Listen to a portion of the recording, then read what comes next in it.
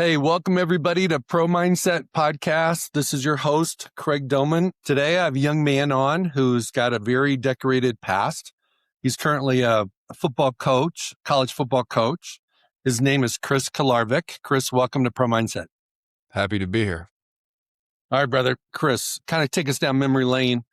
You're a all-world, all-state kind of guy from Michigan. You end up at UNI, go to Nebraska.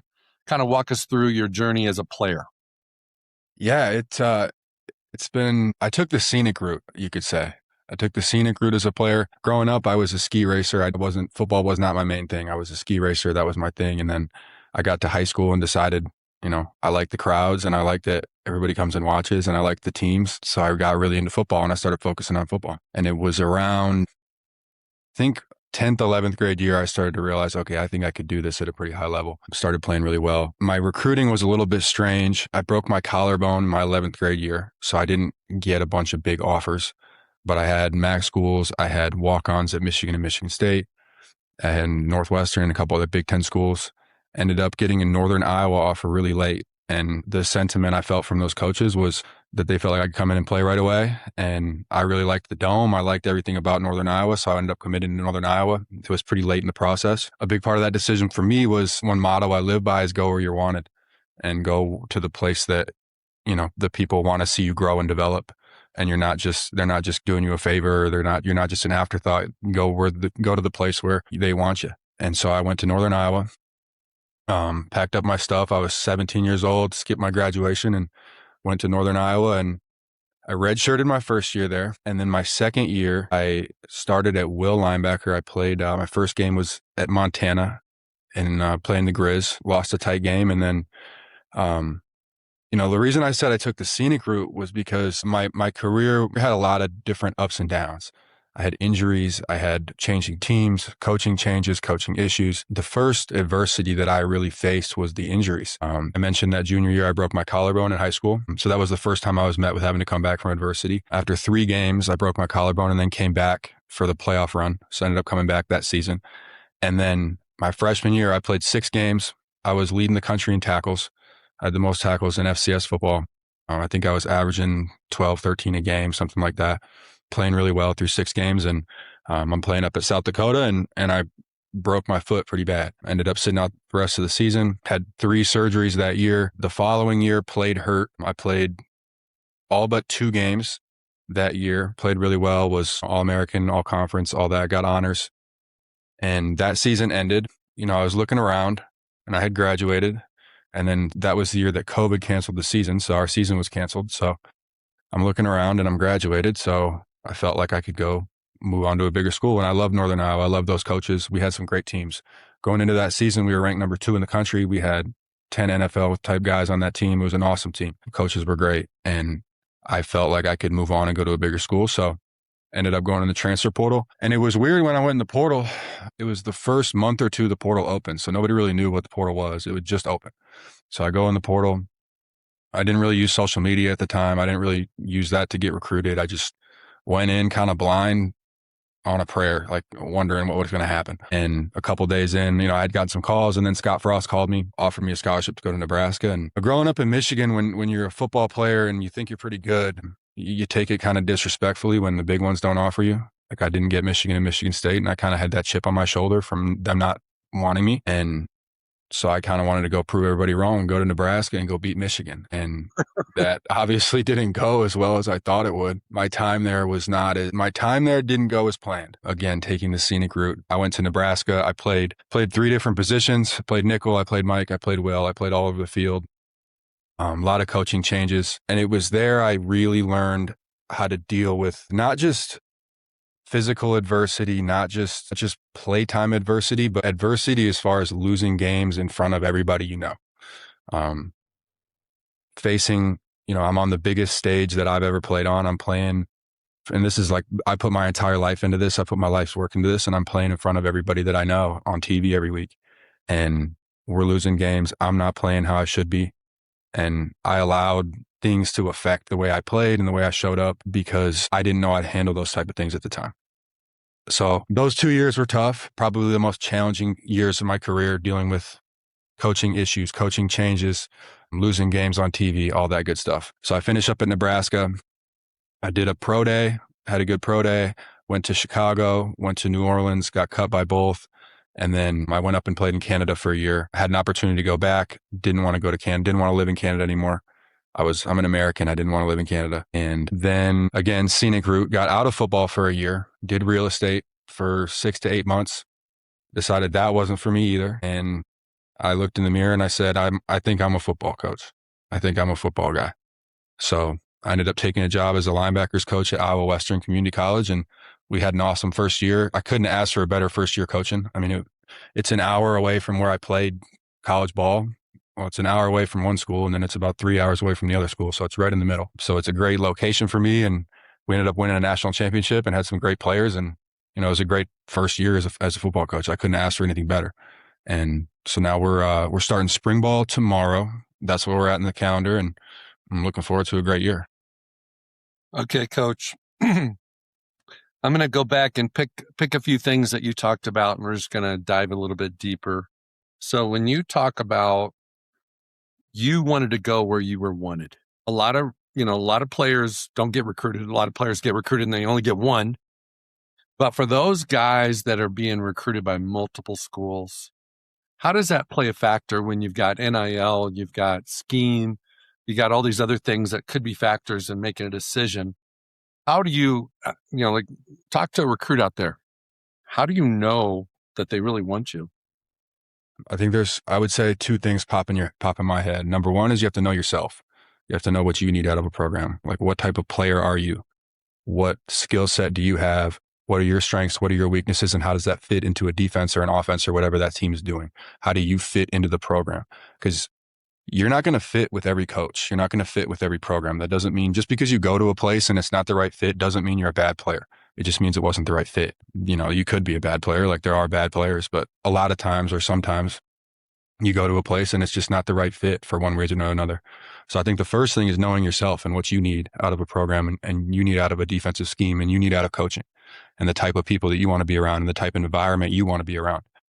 And number two, as far as going where you wanted, nowadays, money talks. So if somebody's paying you, it's maybe not even necessarily about the dollar amount or getting money in your bank account or how much money you're making, but if they're paying you more money, that means they want you more, which means they are invested in you. And if somebody's invested in you, that means that they're going to give you more coaching, they're going to give you more time, they're going to give you more opportunities. Because, for example, if you recruit a kid and you pay him $500,000, you're not just going to bring him in and not give him any time, not give him any opportunities. If he's bad at first, you're not going to just write him off. You're going to keep giving him opportunities. You're going to allow him to grow, allow him to develop. So you want somebody that's going to invest in you. You want somebody that's going to put that stock in you so that they're invested and that they're forced to, spend that time on you, give you opportunities, allow you to grow, allow you to develop. Whereas if you chase the big name or you chase, the school that you really want to go to, but they're maybe not as invested in you. And it doesn't have to be just money. It's time invested. It's how much these coaches are willing to put into you. And I see that as the two things would be the one, what do you need out of a program? And number two, how much are they willing to invest in you? Okay. So being in the NIL business, you run into this a lot where a school's willing to give one player 400 and a different school is only going to give them 375. So does it really matter if it's only $25,000 difference, or do you always go to the one that's got the most cash? I would say it's just situational. I think there's a lot of factors that play into it. It depends personally, I was somebody that wanted to get further away from home. Like I wanted to go carve my own path, make my own name. So that mattered to me. Some guys want to stay closer to home. Some guys want to go where they know people. Some guys have just a different connection with the coaching staff. That matters too. That was a big part of my decision to go to Northern Iowa, was the connection I felt to those guys. I mean, I still talk to those guys today. I talk to them once a week still to this day, a lot of them. So I think there's a lot of factors that go into that decision. So I would say a $25,000 difference in pay is pretty negligible. And there would be a lot of other factors that would play into that decision, I think. Okay. So you as a linebacker coach, how do you share your vision for a recruit? Like when you're recruiting a guy, now you're on the other side. You are the recruiter. you have made a decision that your program wants this player. How do you convince him, for lack of a better word, that your place is better than anywhere else? I think you have to paint a picture. It starts with having them on campus and seeing the facilities and having them envision what it would be like to be here. And then number two, it's giving them the vision of what it's going to be when they play here and what they're going to get out of it. So with recruits this year, some of what I would do is I would sit down and I would show them a comparison of what I thought they could be as a player and where that would take them. And I would show them, if you come here, play well, this is what's going to happen. I showed them, I'm at a JUCO. So I would pull up 24/7 or Rivals, and I would show them the top 30 linebacker recruits in the country. And I would say, this is you, this is you, this is you, and show them where they're going and give them kind of that oil painting of where they're going to go and give them that vision of where they're going and how we're going to help them get there, the steps we're going to take to get there, what they have to do as far as diet, what they have to do as far as training, what they have to do as far as developing the mindset it takes to become a champion. Pro Mindset Podcast. Shout out. Shout out for sure. Appreciate that. Let me ask you this. You're fortunate enough your first year in coaching to win a national championship. And when you were at Nebraska, you set world records for the wrong reasons, because you guys lost so many games. And my son JoJo was in the same boat. So I can understand that. And I felt it as a parent. What did your staff have? What did your players have? What was the magic? What was the secret sauce that they had that allowed you guys to beat Hutch in the national championship game? When it could have gone either way. It was two really talented teams. That's a good question. That's a really good question. And sometimes it's hard to say what exactly was the magic. And sometimes magic is better not explained. But to me, the difference was we allowed the players to be themselves. And I think that's where we struggled at Nebraska was we were very handcuffed. And here it was very much so allowing the players to let their talent shine. We're going to coach you hard. We're going to make sure you know the playbook, know what you're doing. But when you get on that field, we're getting out of the way and we're letting your talent shine on the field. And you're going to go do what you've been doing since you were 12 years old and you're going to go play football. It didn't come without headaches. It didn't come without challenges and problems. We lost to Hutch in week 2. We had to come back and beat him in the national championship. But to me, leadership and control and power is not about getting somebody to do everything you want all the time. And right when you say to do it, it's not this militant thing where I say this, you do it. It's allowing each player to fulfill his maximum potential as a human being. And when you're able to do that and everybody can come together and do that together, you can have a pretty damn good team. Okay. So let's move over into coaching philosophy, because that's a little bit of what you're talking about, and it worked because you guys end up with rings and everything else. What is your coaching philosophy? Where did you get it from? Who did you get it from? Maybe multiple coaches. And lastly, a lot of times we create something out of like failure and messes and things we didn't like. So what is something that you didn't like that you feel comfortable with as a player that you're making sure as a coach you're not putting your players in that same situation? The worst feeling for me was feeling like I was in a cage, feeling like I was in a box, feeling like I had handcuffs on. That was the absolute worst feeling, because for me, and I know a lot of guys are like this is my life. Like, this is my art. This is what I do. Like, this is everything this is what I think about when I go to sleep at night. This is, I think about this all day, every day, and how I can be better and how I can be the best player or coach that I can be. And the most challenging times as a player for me was when I felt like I had handcuffs on, when I felt like I was in a box, and when I felt like somebody was asking me to be something that I wasn't. And that's kind of my mission as a coach, is to bring out the best in players, even if they come in all shapes and sizes, and fitting together different skill sets, different talents, not needing every position, not needing a Mike linebacker that's 6'4", 250 pounds. And if you're not that exact weight and size, then you can't play, or not needing a guy to play a play exactly the same as the next guy, because every guy's different. Every person is different, and allowing everybody to express themselves how they want to, allowing everybody to maximize their own individual gifts. That's my core philosophy as a coach. I love that. Now, We got 11 dudes on defense. You're the D coordinator. And you got 11 dudes that are individuals, and they're all expressing themselves, hopefully to the maximum ability that they have. How do you get 11 dudes to all work together? How do you get that unity? How do you get that connection when you want everybody to be themselves? Because it's got to be both, right? Yep. So I did a coaching clinic recently, and one thing I talked about was, and so I'm a business guy. My dad's a businessman. I watched him do it forever. And then I went to a Catholic school and I have 2 business degrees. So I studied business. And there's this book called The Wealth of Nations by Adam Smith. He wrote it around the time of the Declaration of Independence was written. And it's kind of like the foundation of the U.S. economy. And his thing, like his main point or word that he used in that book was this thing called the invisible hand. And the invisible hand is something to describe each person doesn't do things out of this self-sacrifice. Like it says something about the butcher doesn't get the meat, or the baker doesn't bake the bread just to make himself feel good. He bakes the bread so that he can get money to feed his family. So he's baking the best bread he can in order to feed people, yes, but he's not doing it to feed people. He's doing it to feed his own family. So understanding that everybody's got their own internal motivations, everybody's got their own internal, reasons for doing things and ways of doing things, and realizing that everybody on the team wants the team to be successful, because when the team is good, that helps everybody around them. And realizing that when each person is really good as an individual, that helps the team. And, obviously it worked out pretty well for America. America, made a lot of money and is doing pretty well. And when you handcuff people and force them to fit into a system that they don't necessarily fit into, they're never going to be able to reach the maximum potential that they can reach. And yes, it's easier to control. Yes, it's probably less of a headache to deal with, just foot soldiers that are going to do everything a coach says. But I don't think you're ever going to reach the maximum potential that you can reach as a player or as a team if you're doing it like that. So it's the quarterback doesn't play out of this sense of justice where he just wants the team to win and that's all he cares about.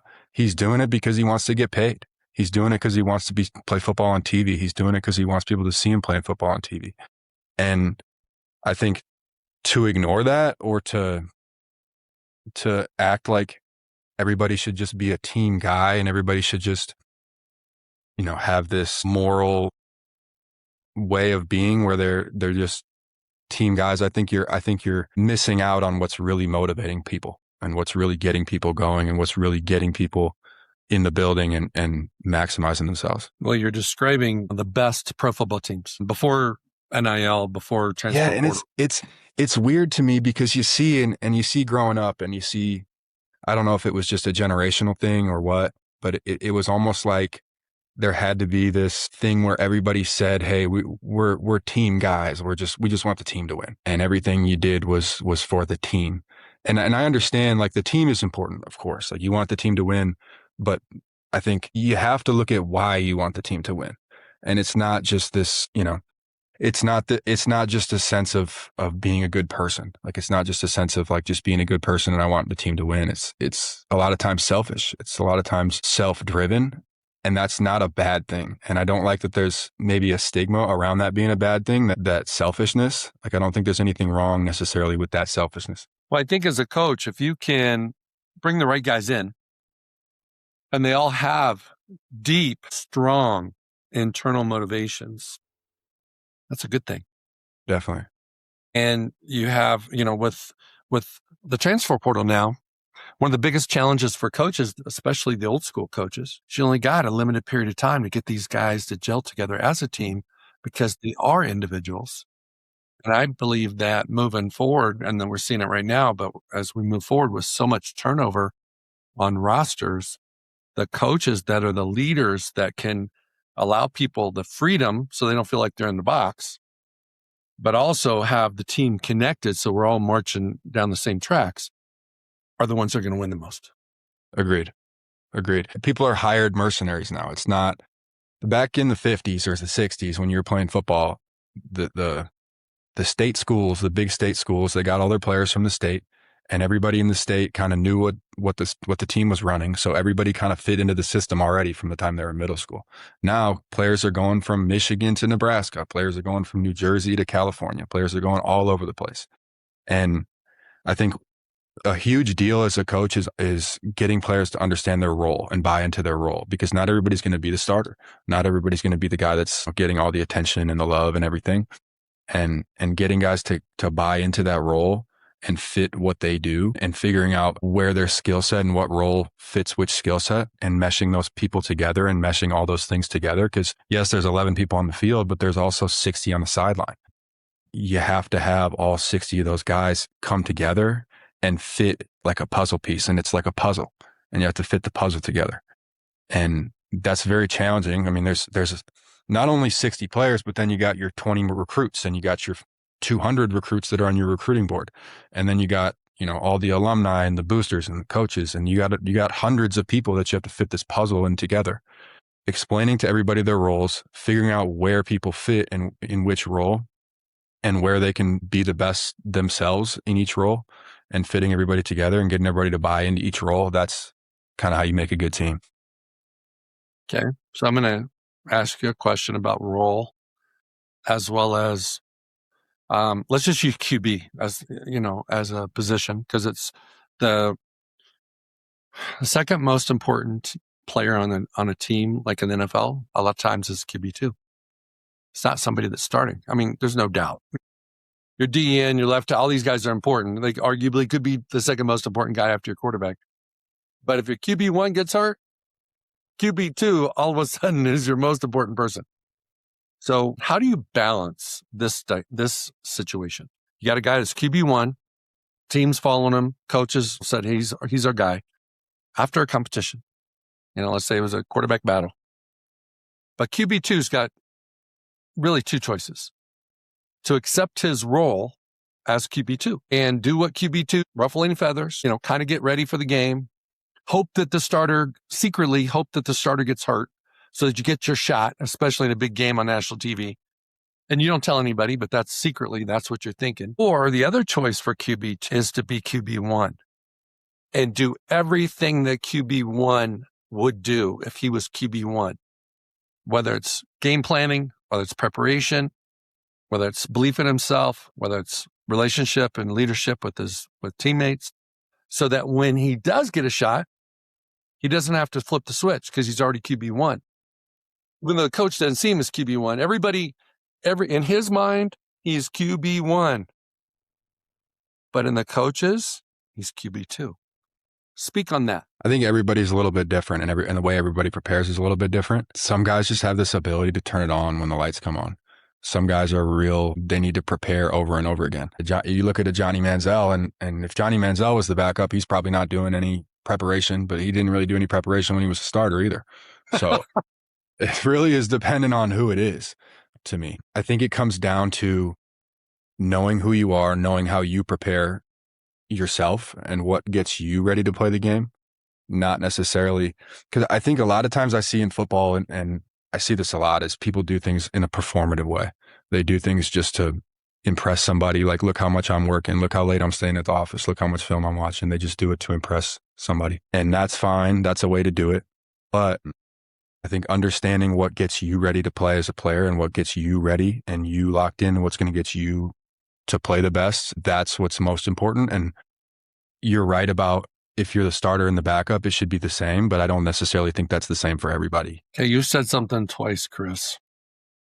First time I just let it pass by, but you said it again. You got to understand yourself. And you've used it in two frames of reference. One is the right place to go.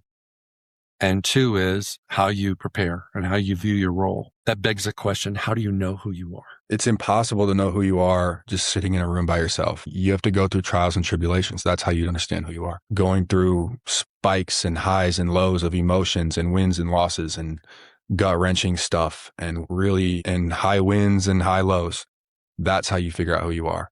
And then once those things happen, you have time to sit with it and understand how you responded to those situations, what worked, what didn't. That's how you get to know yourself. That's number one. And number two, my favorite scene in a movie I've ever watched, and my favorite movie is 8 Mile. I grew up in Michigan. I grew up idolizing Eminem.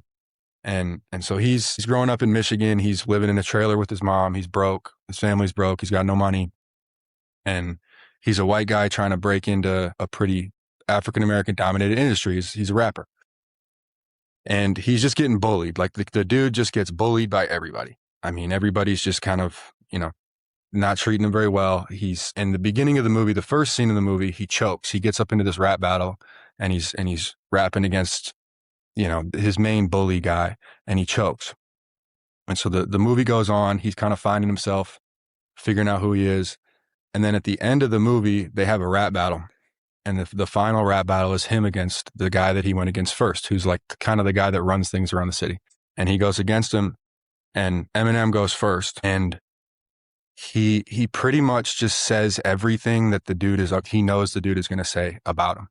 He says, I am white. I am a bum. I do live in a trailer with my mom. He just owns all the things that are wrong with him. He owns all the things that people are going to say about him. He owns all the things that, most people want to hide because they're embarrassed about. He just owns it.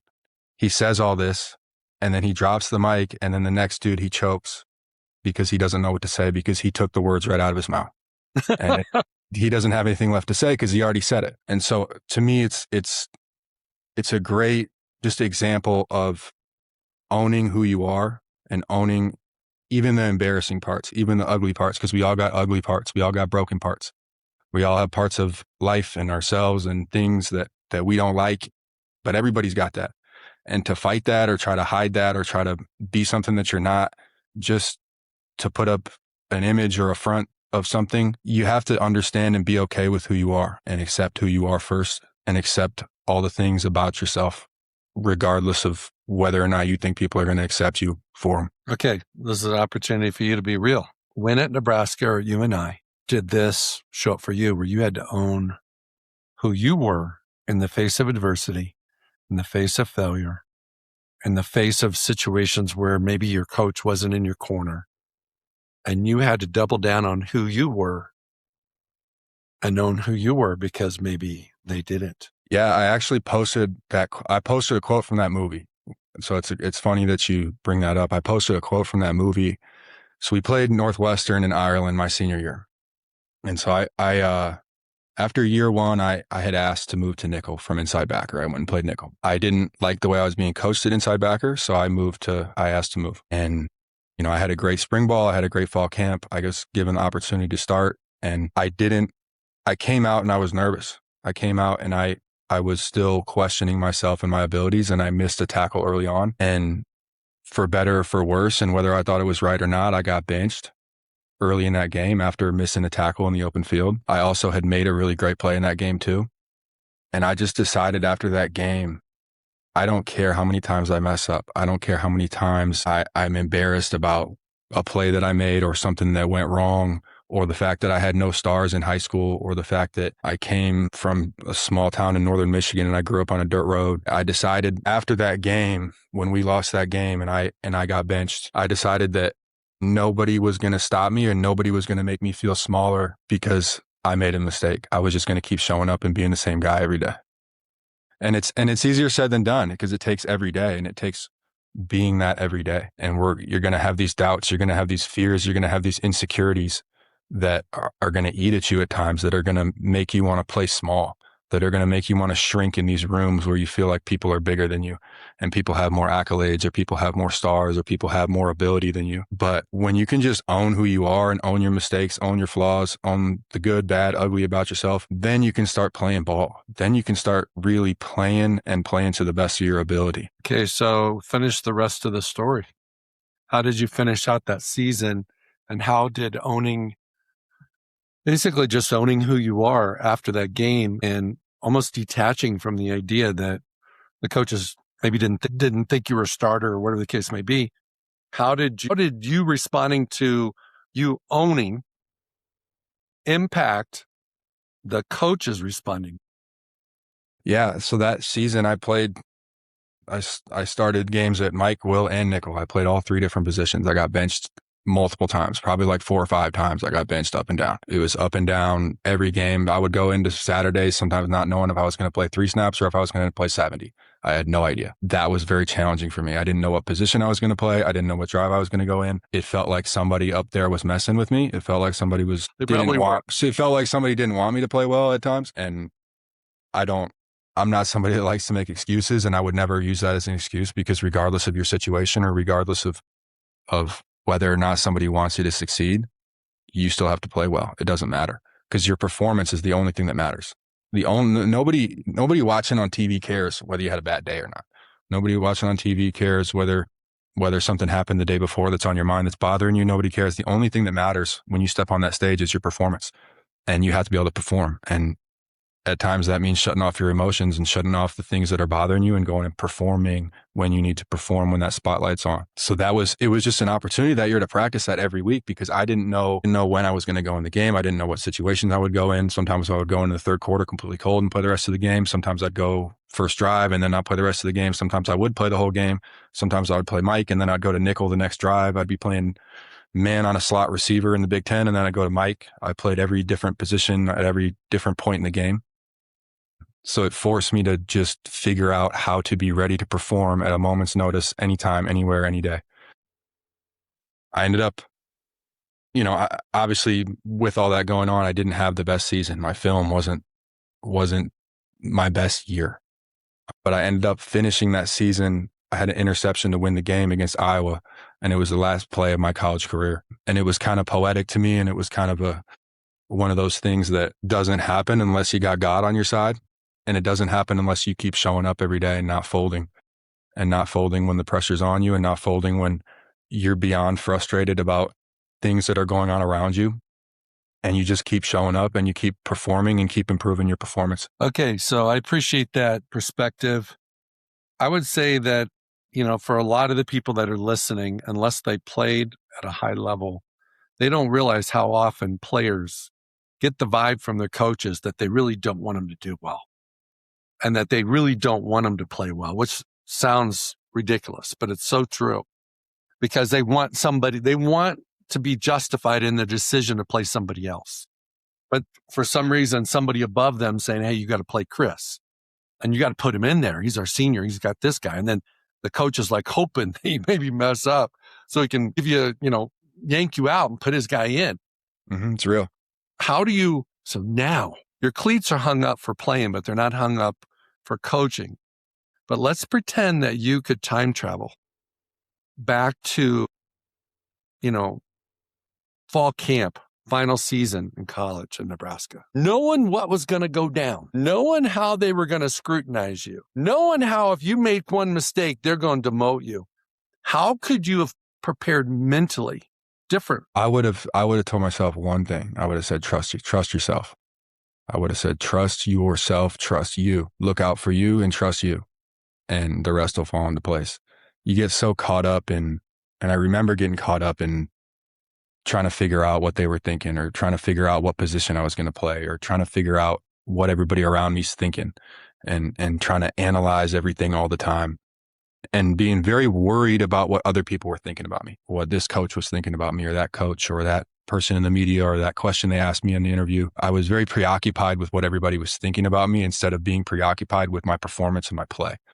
And I think you have to trust your own talent, number one, and you have to trust your own decisions, and trust that sometimes you're going to do things that aren't what a coach told you to do. Sometimes you're going to do things that you're not technically supposed to do, but you have to trust yourself that you're making the right decision, trust your own work, and trust your own preparation, and trust your own instincts that you're doing it right, because this is going to happen at every level. No one player has had every single coach and every single person that is watching the game think he was a good player.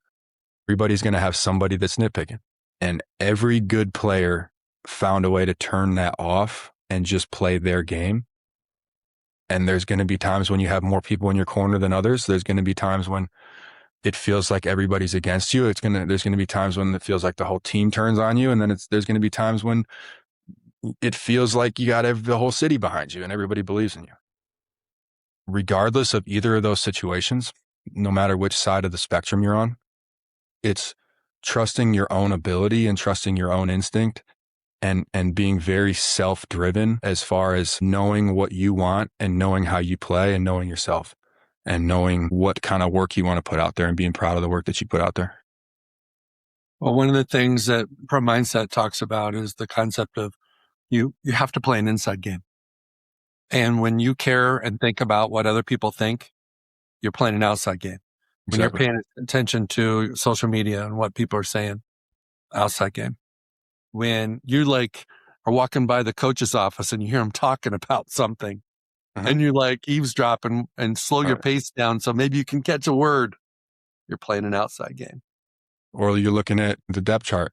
Like one week it says I'm starting, but then I don't start. And then one week it says I'm not starting and then I'm starting. It's paying attention to those things that don't really have an impact on you, but you're allowing them to have an impact on you. And just showing up and knowing yourself, knowing your game, knowing how you play it and trusting that. And then you have to have people in your corner. You can't do this solo. This is not a solo. We're talking a lot about ourselves and knowing ourselves, and it's an inside game, but you also need to have people in your corner that you trust. I had some coaches in my corner that I trusted throughout my career who I could go to with these things.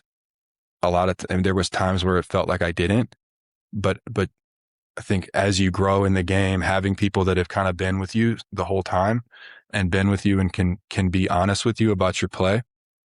For me, I had a coach come into my life when I was about 13, 14 years old, when I really started to get serious about football. He's kind of like my grandpa. I still talk to him like 3 times a week, all the time. And he became this really important person in my life where he kind of taught me the game. And not only taught me the game, but taught me life. Like he used to sit down and lecture me about God and life and how to approach your mission and your calling, everything about that. From the time I was about 13, it was just, he would preach these things to me. And for me, having a person like that in my life where I could go to, and I remember my first game in Nebraska I played, it was at Illinois, first game in the Big Ten. I was fired up about it. I played okay. And he calls me after the game and he says, "Chris, what are you doing? Why are you playing like that? Like, why are you playing? You don't look like yourself." And I remember at the time, I knew it wasn't, but I hadn't admitted to myself yet. But I was caught up in trying to fit into this role or this box that wasn't me. And he watched me play and he said, "You've never played like that before. You look like a robot. You look like you're playing with somebody in your headphones the whole game, telling you what to do." And just that conversation flipped how I approached it. And I think it was hard, I think, to get out of that. It was hard to go, once you try to, it's hard when you feel like you're in a box and then it's hard to get out of that box. And it's easy to just stay in that box and do that and be there and be comfortable there. But I don't think I ever would have grown as much as a human. And I don't think I would have made the plays and done what I did as a player had I not had that wake up call from him, who is the guy that's been watching me play since I was a sophomore in high school, who watched every game I played in high school, who watched every game I played in college, who knows how I play, knows me, and was able to kind of give me that honest feedback about my play. So having people that you trust from a younger age or whenever you can find them, I think that helps a lot too. And you got to have people in your corner. I mean, there's a reason a lot of these, you see older athletes, they have guys that have been in their corner a really long time. And that's why. It's because they know their tendencies. They know a lot of times it helps to have somebody know you better than you know yourself.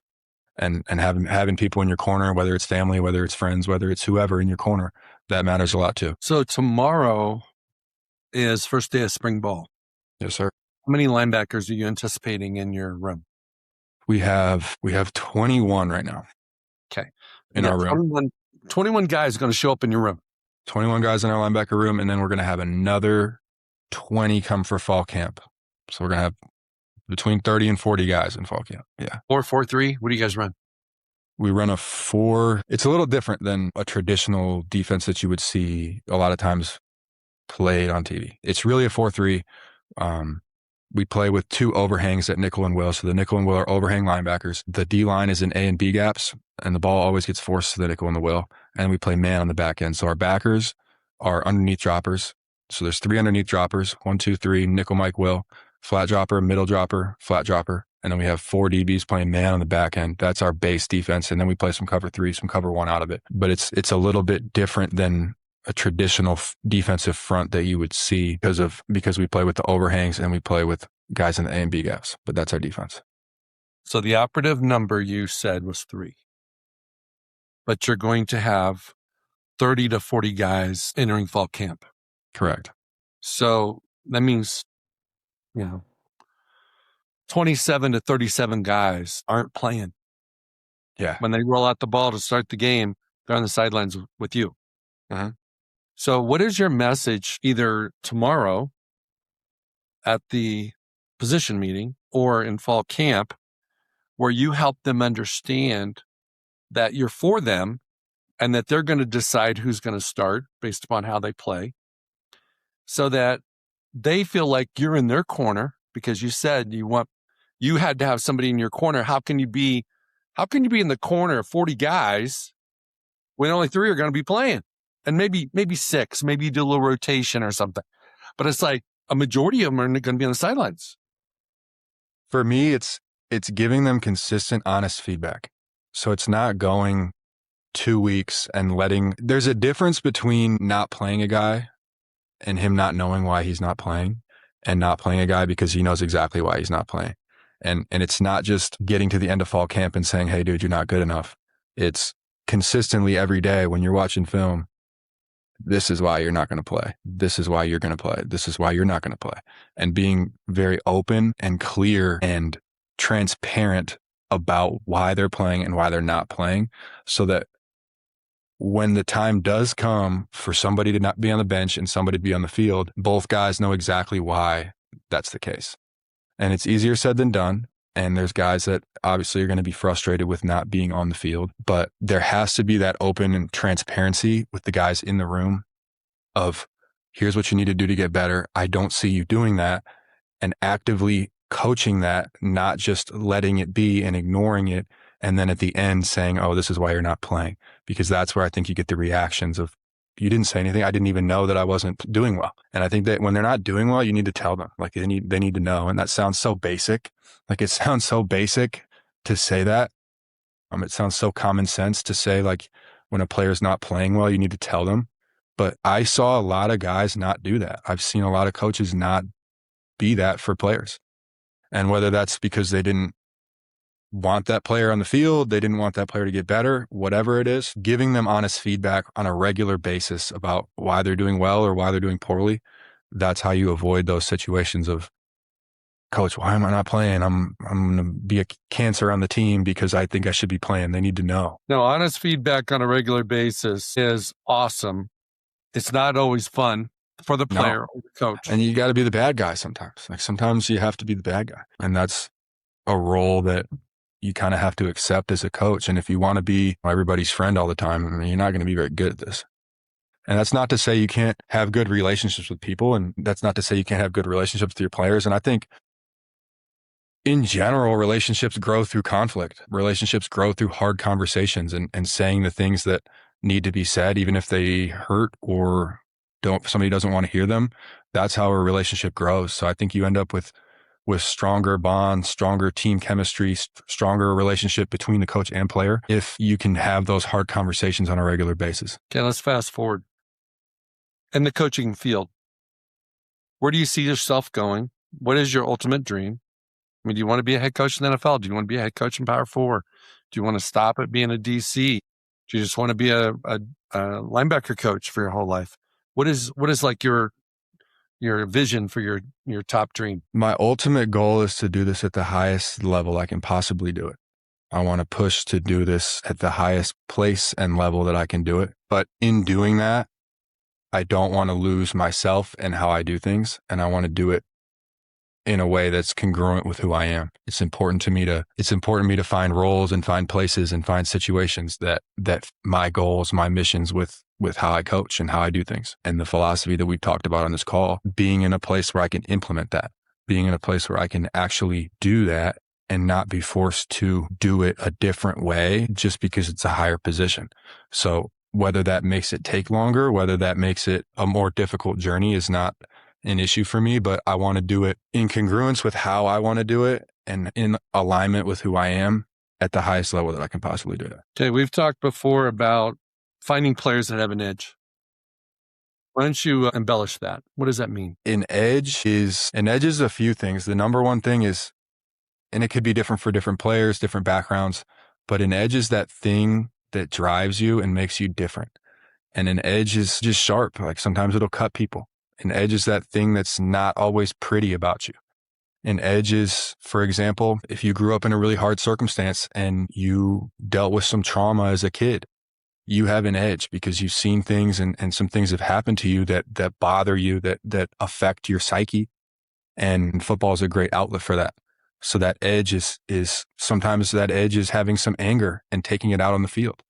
Sometimes that edge is some people doubted you as a kid or when you were younger and wanting to prove people wrong. Having that edge is that thing that makes you stand out, that thing that makes you different, that thing that forces your will upon the opponent. And yeah, that's, I would say, an edge. What did I not ask you that you would like to share? My experience this last year at Iowa Western was very interesting. I lived in a dorm room. I lived just in the heart, in the thick of this JUCO football. And I got to see players come from every different background you could think of. I saw kids from the South, the West, the East, the North, from Iowa, from Georgia, from all over the place. Kids who had great families, kids who had not good families, kids who came from good situations, bad situations, bigger schools, came from smaller schools. I saw kids from all different shapes, sizes, everything, all come together and be a great team. And it was really cool for me to see all these guys grow as humans, see them grow on the field, off the field, whether they came from a bad situation or not, grow and get better as a human, and then have success on the field, and then go on to do better things and go on to, whether it's they're just going to a 4-year school to go to school, or whether they're getting $500,000 to go to Clemson, getting to see kids come in and go live in a dorm room in a JUCO. I mean, it's not a nice dorm room, and then go on, play well, and grow as a person, and then go have success afterwards. Watching that growth from individual players of all different backgrounds and watching those players come together like that puzzle, watching all those guys come together was a really cool learning experience for me, and being very, very in it. Like I lived with the players in the dorms. I mean, I had my own room, but I was with them and watching them and being around them every day. It was an experience for me that's going to affect the way I coach for the rest of my career. What's the most positive impact that's going to make on the future generation of players that you coach? It helped me understand players. Like helped me understand people. I grew up in Traverse City, Michigan, which is a beach town of a lot of the same type of people. They think the same, they do the same things. It's like a bubble. And playing allowed me to do this. I mean, I played all over the place and I met a lot of different people from a lot of different places. And then this especially did that this past year, where I got to know people, human beings from a lot of different backgrounds, a lot of different ways of thinking, to sit with these kids. Even like I would leave my dorm room door open at night, and kids would just come in and talk to me. And it gave me a different perspective on how they think and how you can get through to them and understand them, and how each kind of type of person or type of player needs to be coached and understood so that he can be the best version of himself. So it just gave me a better and a different and a better understanding of how people think and people of different backgrounds. And it gave me a more diverse understanding of people. I love that. Makes you more relatable, more open-minded. You know, if you're going to be more of a player's coach because of that. Yeah, I am. I would definitely consider myself a player's coach, 100%. Well, this flew by, my man. Flew by. I appreciate you having me on. I want to thank you for being on Pro Mindset today, Chris. Expect big things from you. I know you're at the JUCO ranks, but I know there's going to be pathways to bigger programs down the road, bigger titles. Not a lot of coaches can speak like you speak and clearly communicate the way you communicate. That's going to pay dividends for you down the road. Well, I appreciate that. I appreciate you having me on, and I appreciate you preaching what you're preaching and helping the next generation with growing this mentality, because football and any sport, it's I would say about 20% skills, and then it's about 80% the mind and developing that champion's mindset. So you're working on the 80% and you're really making a difference for the next generation. And I got to give a salute to you for doing that and doing these type of podcasts with a lot of different people. And I got to give a salute to you for raising some awesome kids who are doing the same thing. So I appreciate you having me on, and yeah, this was fun. Appreciate it. All right. Hey, it's Craig Domann, the host of Pro Mindset Podcast. I want to thank you for listening or watching today's show. And you can catch us every week on the normal social media platforms like YouTube, Facebook, Instagram, and all the listening podcast platforms. I hope you enjoyed today's show. And more importantly, I hope you gained a pro mindset insight. Please be sure to rate and review Pro Mindset Podcast. And I look forward to catching up with you on our next show.